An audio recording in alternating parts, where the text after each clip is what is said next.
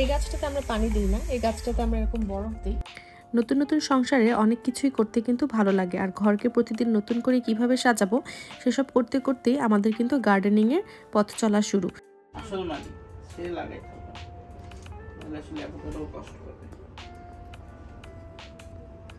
নাহিন ভাই ও দিশাপুর হেল্প নিয়ে আমরা কিন্তু ফার্স্টে একটা অ্যাভোকাডোর চারা পানিতে লাগাই এবং সেইটার অনেক বড় শিকড় হয়।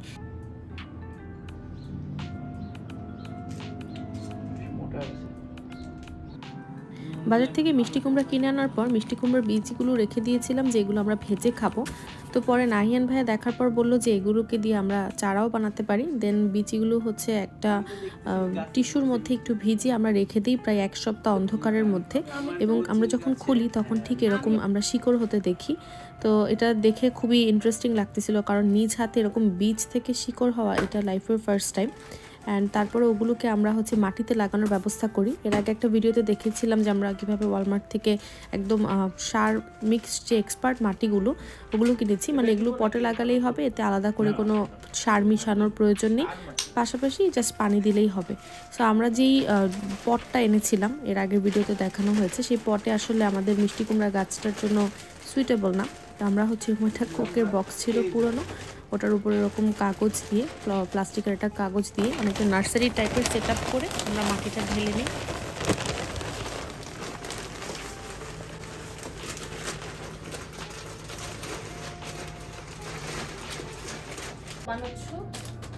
না মাটি শক্ত হয়ে গেলে না, নিচে তো কাগজ না, নিচে ফুটা করা হয়েছে। হ্যাঁ, হাতের চামচ দিয়ে যখন আমরা পলিথিনের ভিতর থেকে শিকড় সহ ছোট ছোট চারাগুলো বের করছিলাম, তখন কিসে রাখবো করে এই ঝুড়িতে রাখা হয়।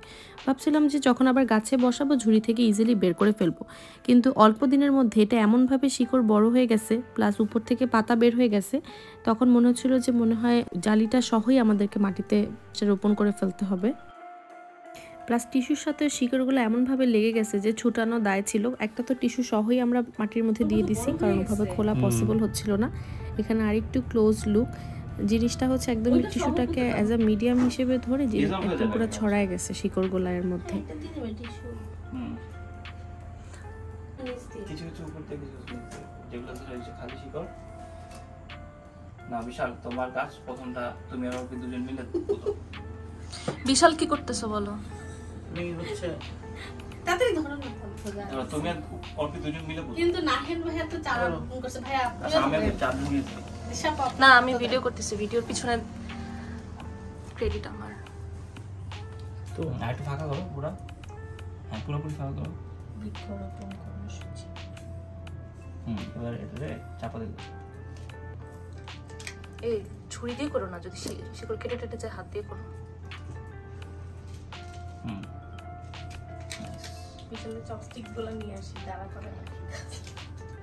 সত্যি কথা বলতে এই টিস্যু থেকে ছাড়ানো বীজ বপন করা প্লাস লাগানো, এর মধ্যে নাহিয়ান ভাইয়ের কৃতিত্ব সবচেয়ে বেশি।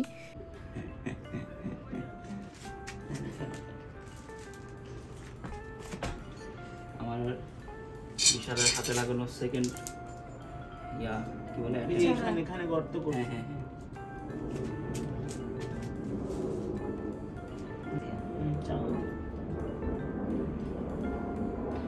কয়টা আছে? দুইটা। এখানে একটা লাগাই নাকি? দুইটার চেয়ে বেশি আছে, আর চারটা আছে। তাহলে ওই সাইড, ওই লাইনে তিনটা, এই লাইনে তিনটা লাগাও।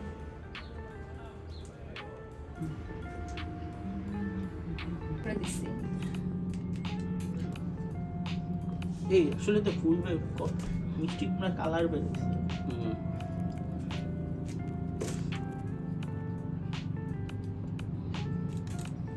গ্রামে খেতে কি?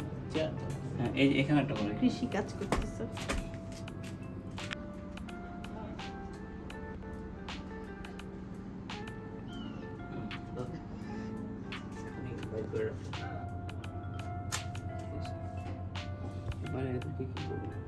ওইটাই যদি বের হয়ে যাবে এটাকে।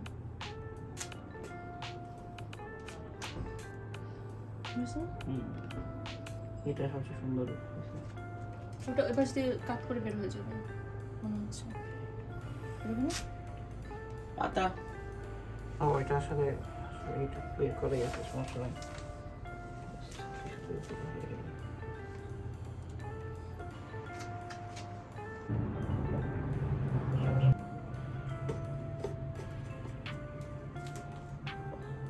কোকা-কোলার ইয়াটা দেখা গেল।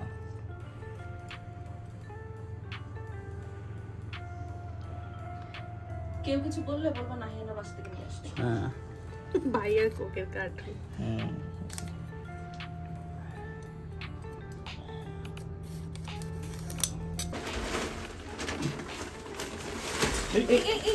পুঁইশাকের মানে ডাটা লাগাই দিছিলাম ওইখান থেকে বের, আমার ওখানে না লাগায় ঘরের মধ্যে লাগাইতাম। খাই যাওয়ারতাম, টপ কিনে ইনভেস্ট করতাম একটুখানি, তাহলে আমরা ভাবছিলাম যে বাইরে এত বড় মাটি থাকতে কেন আমরা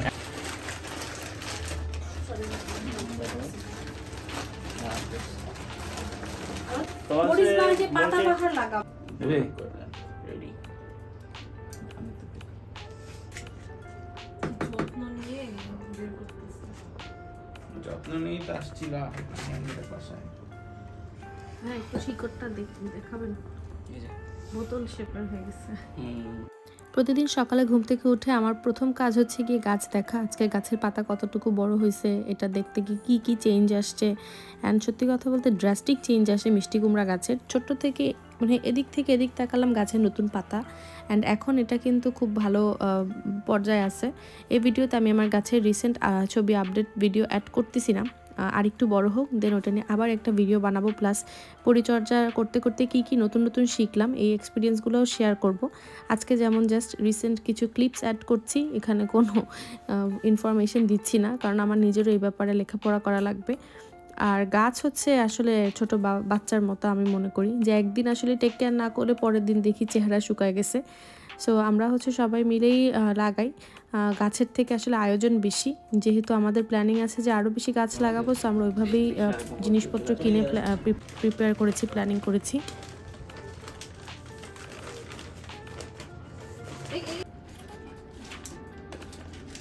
আগে শুধু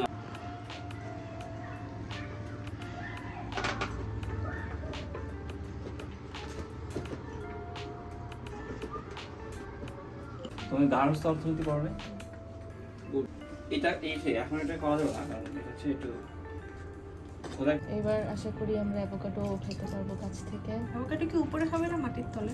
উপরে এরকম বড় গাছ হয়, তারপরে অ্যাভোকাডো ছোট।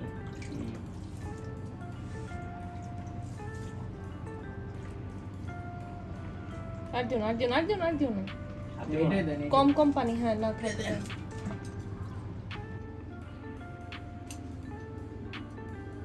সো আজকের মতো আমাদের প্ল্যান্টিং শেষ, এটাকে এখন আমরা অবজারভেশনে রাখবো। আমি ঘরের ভিতরে রাখার চেষ্টা করি, কারণ আমাদের এখানে এখন প্রচুর ঠান্ডা পড়বে।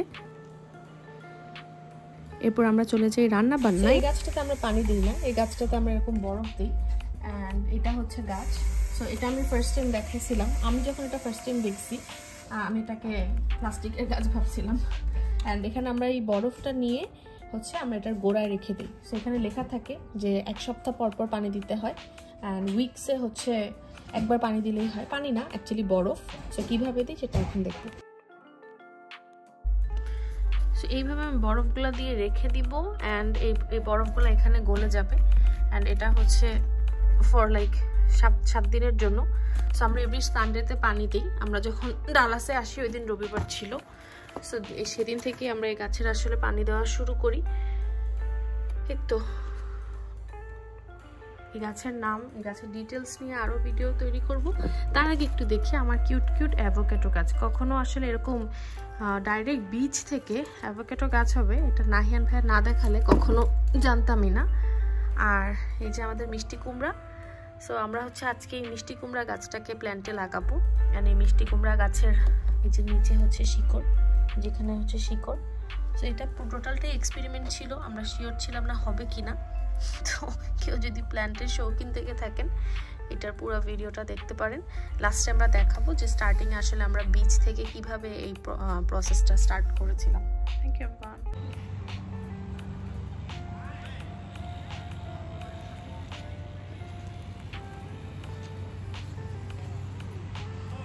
আমরা বাংলাদেশে যেরকম প্লাস্টিক ফুল সাজানোর কাজে ইউজ করি, এখানে রিয়েল ফুলগুলাই দেখতে আসলে এরকম। আসলে প্রবাবলি এগুলা রিয়েল ফুলকে মাথায় রেখেই তৈরি করা হয়েছে। আমরা সেদিন রান্না করেছিলাম সরিষা ইলিশ, এবং প্রায়শই এই রান্নাটা করা হয়। আমার ইলিশ মাছ খুব পছন্দ। এখন চলে যাচ্ছি আমাদের একদম ডে 1-এ, যখন আমরা বীজটা লাগাই। সো এই ভিডিওটা একটু রিভার্স টাইপের। ফার্স্টে গাছ লাগানো, দেন গাছের আপডেট, অ্যান্ড সবার ফার্স্টে হচ্ছে বীজ এবং শিকড়ের আপডেট। সো আমরা যখন এটাকে অন্ধকারে রেখেছিলাম 1 সপ্তাহের জন্য, তারপরে যখন বীজ থেকে শিকড় বের হয়, সেটাকে আমরা কিভাবে জালিটার মধ্যে আটকেছিলাম তার একটা ছোট্ট গ্লিম্পস।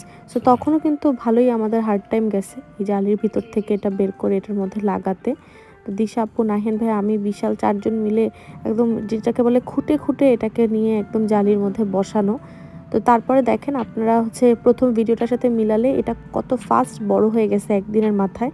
আমরা জাস্ট লাগাইছি, ভাবছি পরের দিন মাটিতে দিব, একদিনের মধ্যে এটা অনেক বেশি বড় হয়ে গেছে।